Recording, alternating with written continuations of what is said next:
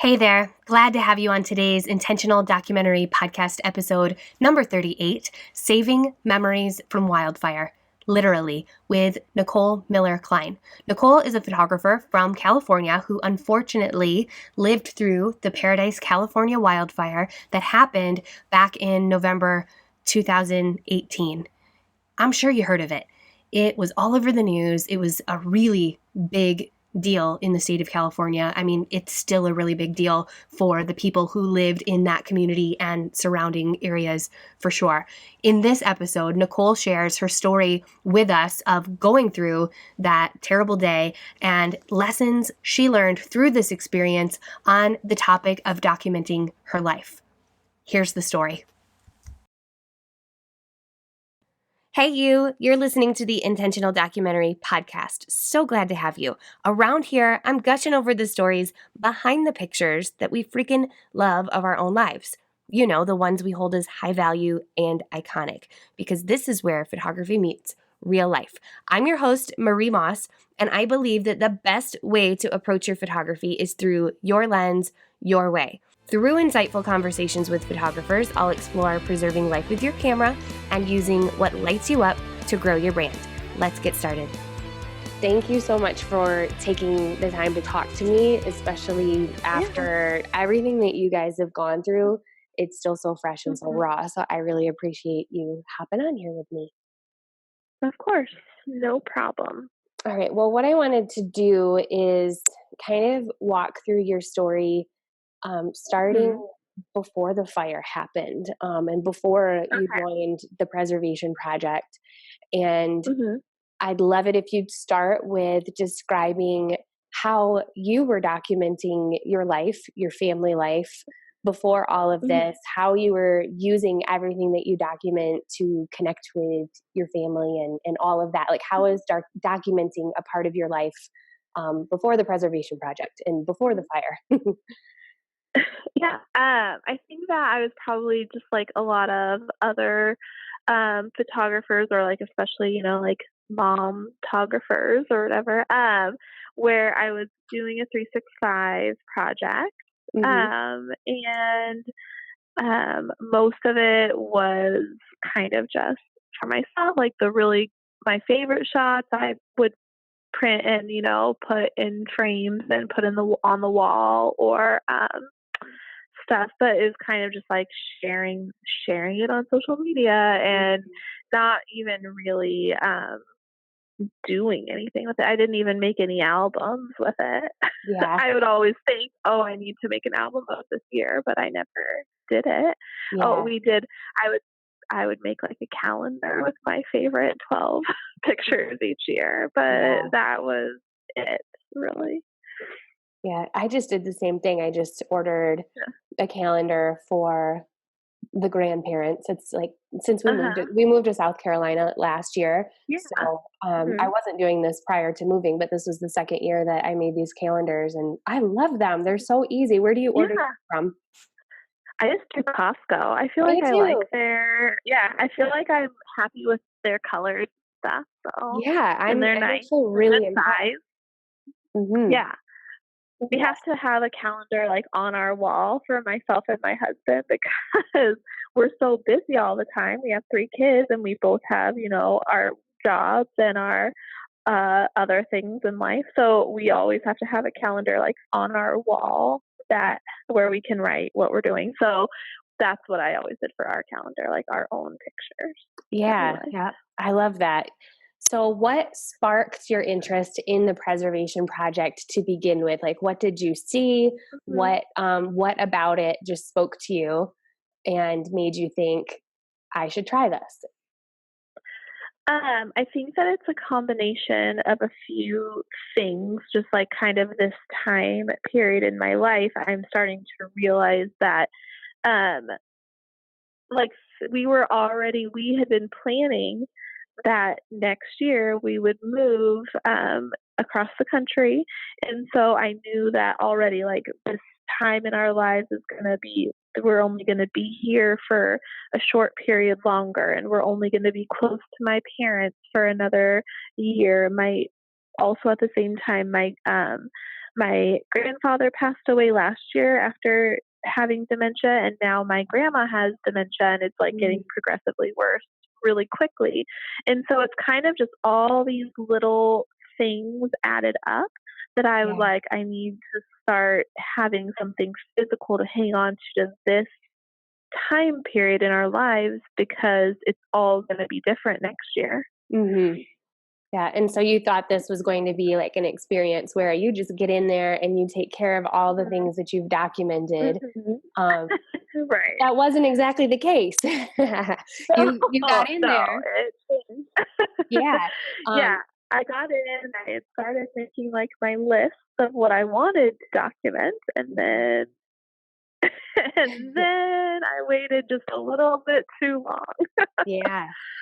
Yeah. So you realized one of the things that you wrote in your survey response about the Mhm. program is that you realized early on that this, it means you only were in the program for about 2 weeks Mhm. before Right. life hit Mhm. the fan, and you realized this wasn't quite like other photography related programs. And Mhm. one thing that came up for you in the process was to document the Sunday dinners at your parents' house.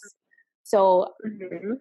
I would love to know, because you told us that, but I would love to know, like, tell us like about the like the dinners. Like when I'm sharing this story, I want to sort of like paint the picture Yeah. of what was going on in your mind of like this is meaningful to Mhm. me. Like tell, like, what does that look like if Yeah. I were there, what would I experience?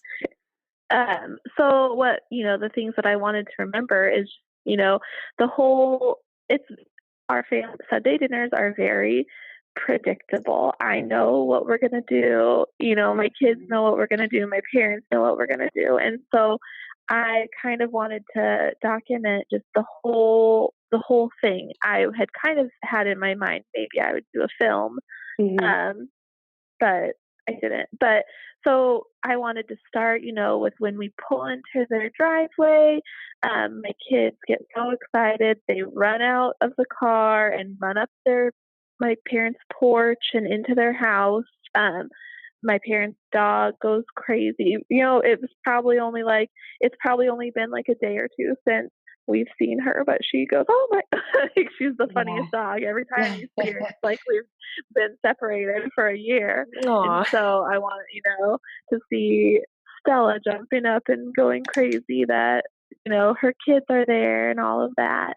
Um, just the big hugs that my kids get from my parents when we walk in.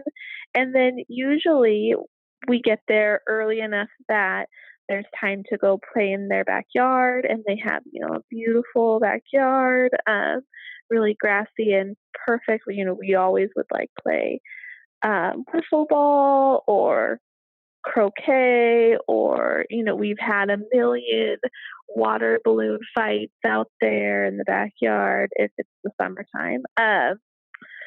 Just so then I would plan, I was going to plan we would go outside and take pictures of just playing outside. Then we Hmm. come in, um, we eat dinner around the table, and we usually spend about an hour just sitting at the table eating and talking about everything. Of course, we talk about just everything that's gone on in that week. But if there's anything like, oh, I would ask my parents a question. Have you guys heard of this? What are your thoughts on this? Or Yeah. we've talked through so many things, like what I'm thinking about taking a new job, or my parents were thinking about retirement coming up and what their plans are, or can you guys house sit for us for they were going to Hawaii in January, Mm-hmm. um, just all of these things. It's just, you just sit there and you talk, and I wanted to figure out a way to like just get us all. My dad always sat. We always sat at at our kind of our spots at the table. But Yeah. my dad always had to sit at the head of the table. He called it his king spot. Um, but in a funny way, not in a weird controlling way. Yeah. Yeah. um, uh, so and we would just always that, like we would sit there, and sometimes they have right next to the table is the wall where myself and my brother measured ourselves growing, all the way through childhood. And then on the opposite side of that doorway is where my kids have measured themselves growing up. So a lot of Sunday nights, our kids would want to check in to see if they've grown any more since the last time, that. And then after dinner, it's usually roughhousing with my dad while my mom and I clean dinner. They have all these like wooden floors. My dad would put them on a rug and like pull them through the house, and they would wrestle. There's lots of like pony rides and hide and go seek. And then at the end of the night, we would all kind of just like settle down and go sit in their living room, and we would always watch America's Funniest Home Videos. I love that show. Oh yeah, we are big fans every Sunday. That's amazing. So then we'd watch AFE, and then it would be time to go. It would be 8:00, and it would be time to go. The little kids, I would sometimes change the little kids into their pajamas before we went home, just in case they fell asleep on the 2-mile drive home. But and then that was it, And so I had been going through it. I had made my list of like the things that I wanted. Those things. I just wanted all of those little important moments, to bottle them up. Yeah. Yeah. If you had to guesstimate how many years have you guys been doing Sunday dinners?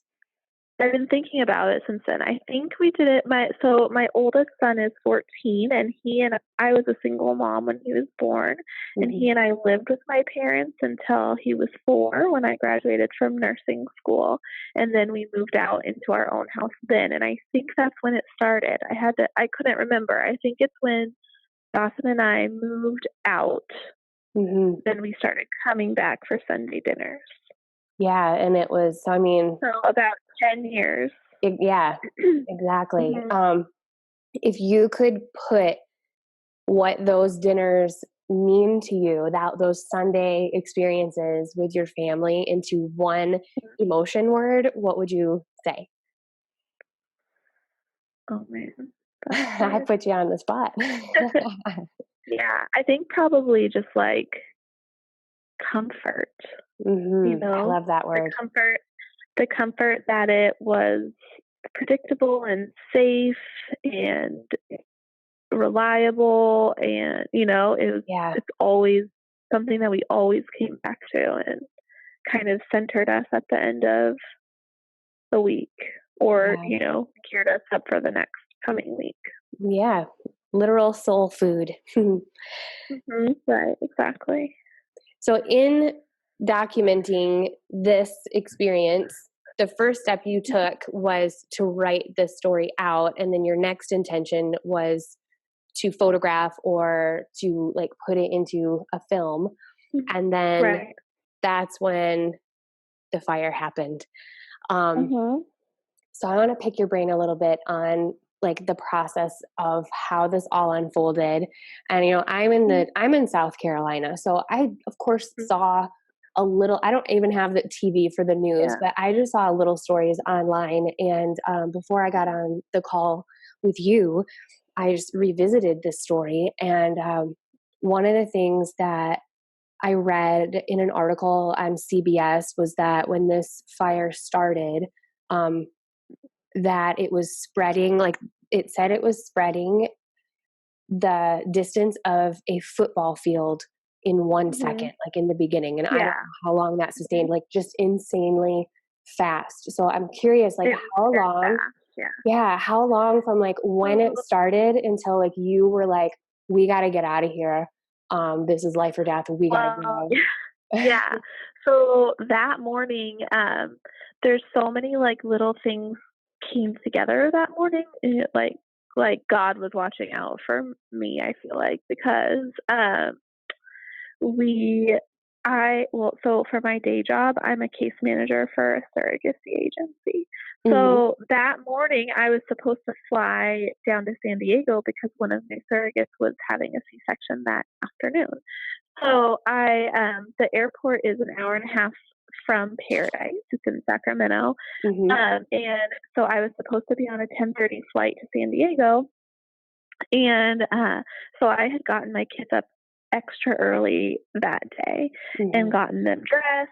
And I took them with me to the gas station and filled my tank up with gas. And then we went to the grocery store because I was going to get like extra, like easy snack type things for my husband to make their lunches that night because I wasn't going to come home I was going to be gone overnight for work. So we had gone up early and got like the kids were dressed all the way, which normally they don't start school till 8:30, so they wouldn't have been dressed that early. Yeah. But I was gonna drop them off like as soon as school opened at 7:30 to play on the playground and stuff that day. So we went to the grocery store. We walked out of the grocery store, and as I was getting my 2-year-old into the car, I kind of looked up and I saw just like this small plume of smoke over the grocery store. And I was like, that must be in the canyon. And we live close to the canyon, but it was a small plume of smoke where it almost looked like maybe it was like someone was burning leaves or something. Okay. So it was little, but I took a picture of it and I texted it to my husband. He goes to work at 4 a.m. every day. And he was in Chico, which is a town 20 minutes away. I texted it to my husband and I was like, hey, can you really quick, like look on Facebook or, listen to the scanner, see if you hear anything because I have to drop the kids off, in 20 minutes. And I looked and my phone, I have it. I took a picture. I have like this series of progression pictures on my phone. And that was at 7:07 a.m. Then at 7:11 a.m. is the next picture I have. And that's when I had pulled into our driveway. And it was already like filled half the sky in my picture of smoke. That's crazy. And I called my dad at that point because he works for Cal Fire. And he wasn't at work that day because he and my mom were going to go camping. So they were at their house, like loading their trailer up. They were about to leave to go camping. So I called my dad and just asked him if he could call his station to see where the fire was because it was getting bigger. And I was about to go drop the kids off at school and leave. And then so he called his station and called me back and said it's just supposed to be like a little 10-acre thing in Concow, which is if you go like across the canyon, it's only about 5 miles away from Paradise. But if you had to drive there, you would have to go all the way around the canyon, so it takes half an hour. So then I hung up with him and I was still just standing outside looking at it because it was so big. And my neighbor was walking out to his car and he just had his back to the canyon and he was just kind of walking out. And I was like, Jason, do you see that behind you? And he turned around and looked and he was like, oh my God. And he is a police officer. So he called his station. And I was like, I think my dad said just a small thing in Concow, he's not worried. I might take the kids over to their house and they'll they can take them to school a little bit later just to keep an eye on it. And he was like, no, you should not leave. You should call your boss and not go on your work trip. Wow. So, he started, I was kind of like, I called my boss, I FaceTimed her because I didn't want her to think that I was just like, not going on my work trip.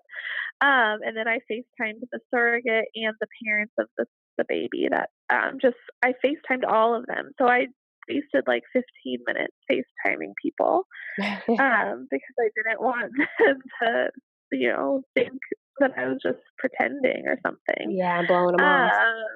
Right, and I called one of my coworkers and made arrangements for her to go to this delivery, and I was, like, telling her everything about the case, all of that. And then I looked outside and I could see, like, my neighbors packing their car, and I was like, "Oh, I should probably start packing." And I asked my 8-year-old, like, to start, "Hey, if we have to leave for a few days, can you grab some things that you would wanna bring with you?" Because we've had to evacuate for fires before because of Oh, where we live on the canyon, and there's been fires in Concal many times, and it's never been, a big yeah. thing. It gets out Mhm. in a couple of days, and then you go back home, and it's fine. Mhm. Um, and then my husband called me and he said, I was looking at the scanner and they said they're going to start evacuating our area. So I'm coming home. And I was like, oh my gosh, okay. So then I just started throwing things in my car. I grabbed my camera bag, was like my first thing. My Mhm. laptop, I grabbed all my hard drives and I just like threw them in. My daughter helped me go through the house and grab all the pictures off of the walls Mhm. and we threw those in. I went like I my teenager, he was already at school in Chico, 20 minutes away. Again, he was already at high school. Yeah. That and I texted him, "What do you want from your room?" His dad passed away 3 years ago, and he just wanted his like Mm. dad's things. So I Okay. grabbed like all the pictures of his Yeah. dad's like skateboard and stuff. And like I just went in all the rooms and I scooped up handfuls of dirty laundry from the floors because I figured that's stuff that we wear. So then I Yeah. just threw it in, and then my husband made it home somehow in 12 minutes, Wow. which I don't even want to know how fast he was driving, but he made Right. it.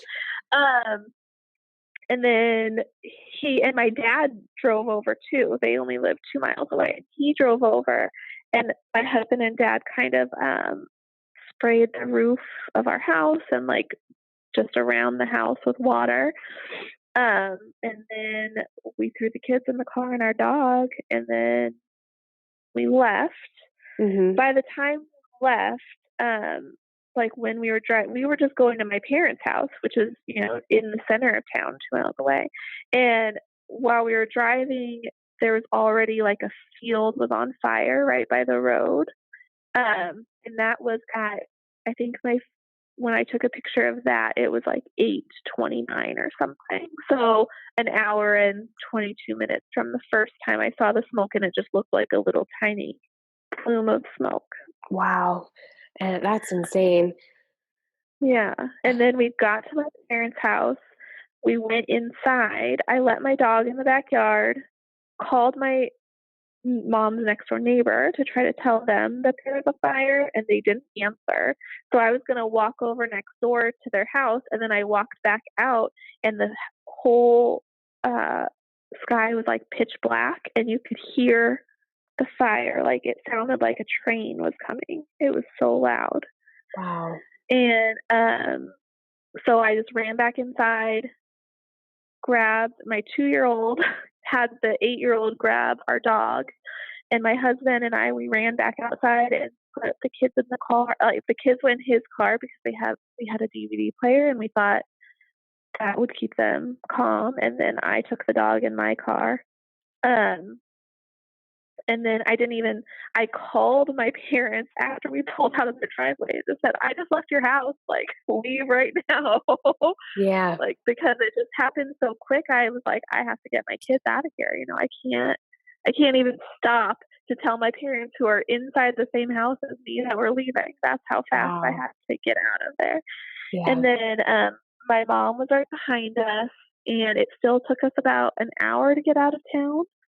Um, but it was pitch black and dark, but we didn't experience like driving through the flames like so many people did. My dad Yeah. left 15 minutes behind us, and he has scorch marks on his truck. Oh my God. And it took him 3 hours to get out. Yeah, it was one of the things Just the article said was how it was like gridlocked. really, yeah. There's only There's only 4 roads that lead out of town from the town. Um, and they're all only like 2-lane roads. And because it's a mountain, kind of on, well, I guess like a mountain and there's canyons on both sides. Mm-hmm. So you can't just like go off the road because you would fall down a mountain. You have to Yeah. go on the road. Yeah. Wow. Do you know how long, I was trying to find how long this fire lasted?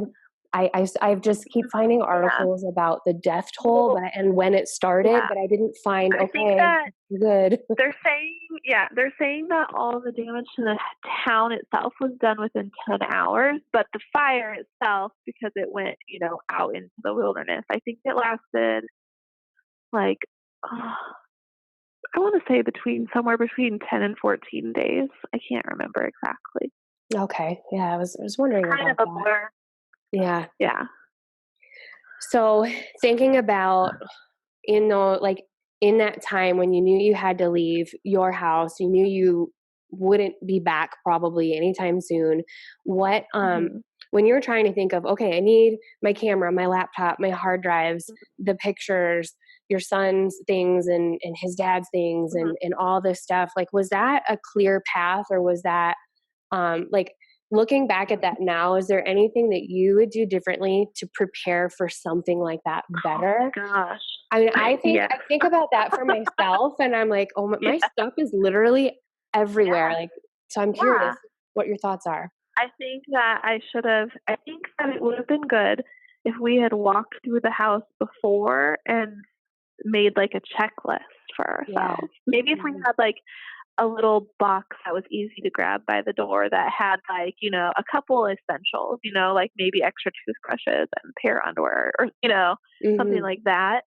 And then in that if there would have been like a checklist of the things that were important to us to grab, that would have Yeah. been really helpful because I felt like I was running around like a chicken with my head cut off. Yeah. I was trying to keep my 2-year-old and my 8-year-old from freaking out entirely while also trying to like get everything out of the house um and I was just making like educated guesses on what my husband would want Yeah. or, Mhm. like and a lot of things were just like something that I just randomly saw and was like, I think I should grab that.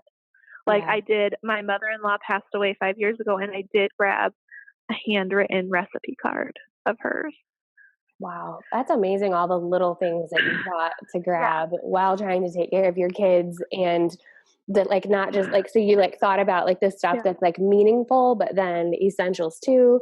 Mhm. That's so much. That's actually, Mhm. that's what I was thinking. I was like, man, I wonder if I should like start making an Mhm. annual checklist. I mean, I don't live Yeah. anywhere I where think there's that typically fires like that, but I mean, there's a big fire in the yeah. Smoky Mountains a few years back, but Mhm. just to have like an annual checklist, I hang a Mhm. lot of stuff. I tape things on the Mhm. insides of my kitchen cabinets, so that way it's somewhere central in the house. Is Mhm. because when Yeah, you that would described be your a good story, that's what idea. I was thinking. So Yeah. I don't know.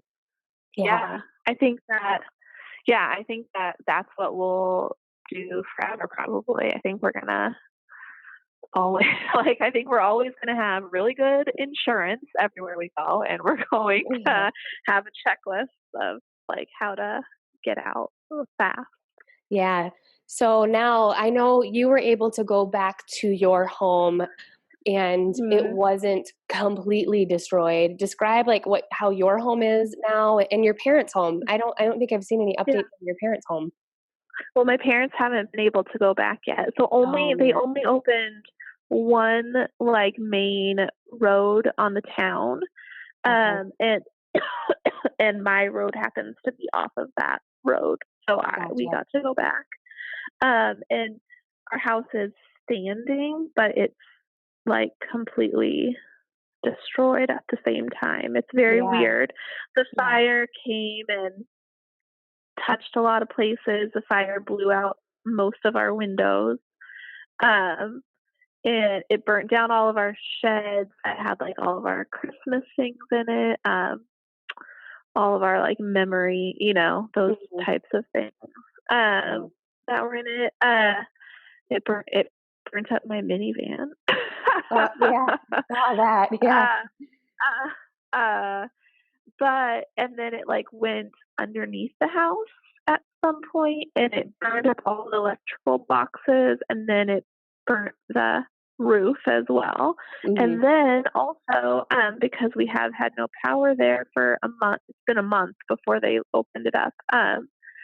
Their the refrigerator and freezer have defrosted completely and leaked all of Mhm. that Mhm. onto our kitchen floors. So it's really like it smells like a really disgusting mix of rotten food and smoke inside the house. Yeah. Yeah, I can imagine. Uh, so is gonna our insurance company did say that they're gonna have to completely like gut the house down to the studs and rebuild it. Mhm. Wow. And that the majority of everything that's still inside is not going to be salvageable. Wow. So it's kind of like this weird place to be in because like everyone is like, oh, how lucky, your house is still standing. But really, it's like our house is still gone. Right. But Yeah. now we have to just wait on our insurance company to decide what they're going to do. And then if they rebuild it, then great, it's rebuilt. But then we don't want to go back Yeah. there. I'm scared, if Mhm. that had happened in the middle of the night, Oh, yeah. um, it would have been devastating. If it would have happened an hour later and I was on my way to the airport and my kids were at school Yeah, and, I don't know how I would have gotten back to them. for sure. Are It's there like, it's just crazy. I don't want to go back, but we're just kind of at the mercy of our insurance company. We still have to pay our mortgage and everything, right now. So, wow. So yeah. are you in a new place? Like, did the Mhm. insurance company set Yeah. you up in a new place? Yeah, our insurance company rented us a house, so we are in Roseville now, which is like a suburb of Sacramento, which is at an hour and a half from Paradise. Mm, And they also rented us furniture. So okay. yeah, so we're here for, I mean, it was a year lease, so I don't know what the plan Yeah, will be. right. Wow. Well, thank you for sharing all of that, Yeah, and thank you. I hope that your parents get to at least go back soon. That must be really hard Yeah. to wonder what your house Mhm. looks like and not to be able Yeah. to just even drive by. Yeah, Um, exactly. I can't It's believe it's been so long and it's I still there's still know. so many places Well, it's closed just off. really unsafe. The whole town is, they I Yeah. guess they have to like take down a lot of trees that were burnt but didn't fall down, and then, they're just trying there's like down power wires everywhere. It's just a really unsafe place to be right Mhm. now. So Yeah. they're just trying to make it safe for everybody before people go back. Yeah. So, what advice would you have for someone else is that who is like you and I who are already documenting our lives? Yeah. I Like think your that yeah, go ahead. I think that I'm kicking myself because I wanted to make this like really beautiful video tribute, and like I should have just taken the pictures, right, Mhm. as they happened. And I did. I've gone back and looked through, and I actually have like 100 pictures that I had posted on Facebook over the past 10 years of different things that we were doing at family dinner. So Mhm. I am going to make a book about family dinner for us, Mhm. but but I think like don't worry about making it beautiful. Yes, I could like you can still make a beautiful video or whatever, you can still do something beautiful, but in the meantime while you're waiting to do the beautiful thing, like just take the pictures. Just do it. It doesn't matter Yeah. if it's beautiful or not. It's Yeah. just you should just have them. Mhm. Do you think that you were like before the preservation project, and you knew you guys were thinking about moving, and so you wanted to document. Do you think that like going into your Sunday dinners prior, like was this on your mind to document and you kept just like putting it off and putting it off?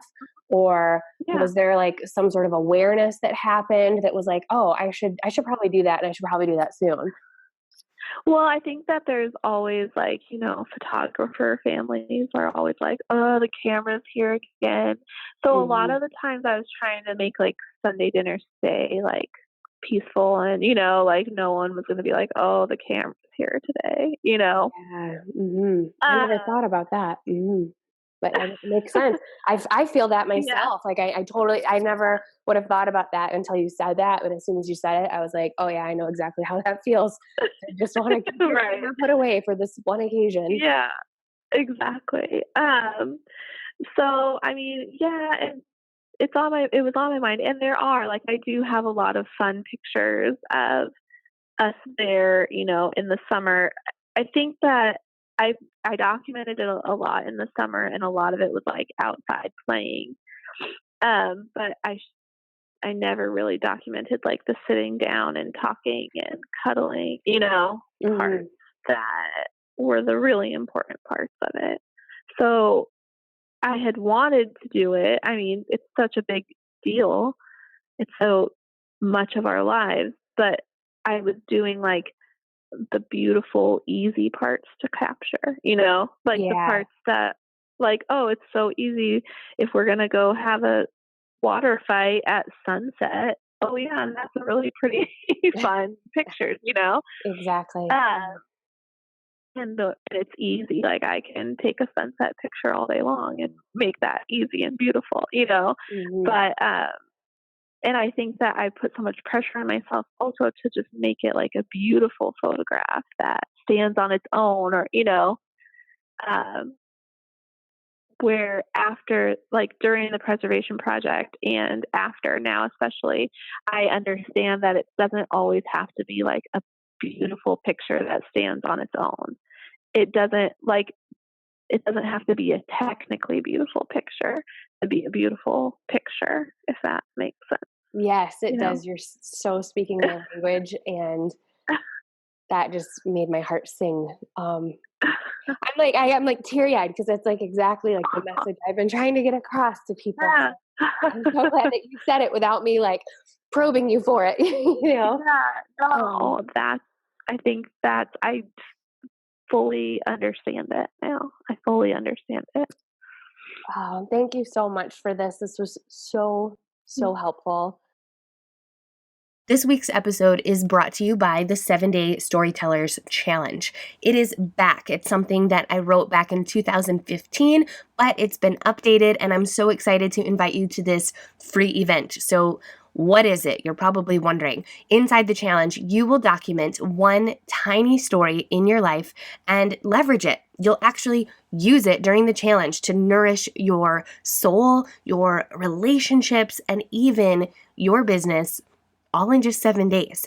This is a free event happening right now, and you can get in by visiting fearlessandframed.com/challenge. Here's a little tease of our agenda inside the challenge. On day 1, you'll uncover a tiny story. Now, I've got a hunch you'll probably uncover lots of tiny stories, but you'll pick one so that on day 2, we can see the foundation of that story, and you'll look at all the details that make up that story.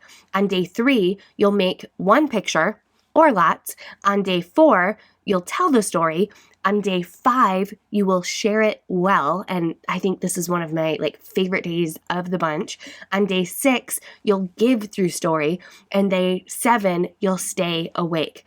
Now, grab your spot right now, document an important story of your life this month, something that you may never have even noticed without the guidance of this challenge. And if you're a photographer, you might not even pick up your camera for this challenge. So if that's not intriguing, I don't know what is. Either way, get involved, get inside this thing, fearlessandframed.com/challenge. Okay, let's wrap up. Nicole, if you're listening again, thank you for sharing your story with us. For the rest of you, 2 homework questions. Number 1, what can you do today or this week to protect your own memories and valuable items from an unexpected disaster like a fire? And number 2, what stories in your life are on your heart right now that you'd be disappointed to not have recorded in some way, shape, or form should that opportunity be taken away from you? So that's it for this week. Please, before you go, leave a rating and review in iTunes if you have a quick second, and I'll talk to you next week with a new episode format called Story of the Month. I'm really excited to share that with you. Have a fabulous week.